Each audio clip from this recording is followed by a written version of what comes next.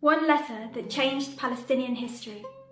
On the 2nd of November 1917, during the First World War, the British Foreign Secretary of the United Kingdom, Arthur Balfour, wrote a letter to the British Zionist peer, Lord Walter Rothschild, expressing the British government's support to establish a national home for the Jewish people in Palestine.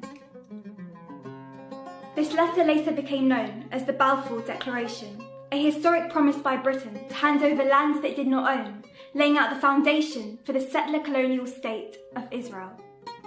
In the words of the late British author and journalist Arthur Koestler, here was one nation promising to another nation the country of a third nation. The Balfour Declaration enabled the Zionist movement to embark on their systematic takeover of Palestine on the grounds of seeking a homeland for the Jewish people and a Jewish right to self-determination. However, the creation of a Jewish state in Palestine directly contradicted the principles of this right, costing the Palestinians their own. At the time, Jews only constituted 10% of the population of Palestine, yet Britain chose to solely recognise the right to national self-determination of the tiny minority, dismissing Palestinians, who were the majority, as mere existing non-Jewish communities and denying their national and historic roots to Palestine.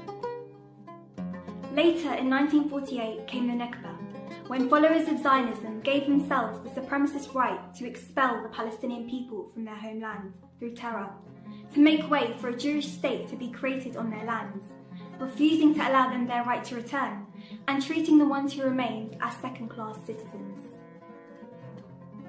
This process completely disregarded the basic human rights and aspirations of the Palestinian people, destabilising an entire region and leading to the longest military occupation in recent history. This was one promise 103 years ago that resulted in thousands of Palestinians falling victim to the greed of colonialism, expansion and ethnic cleansing.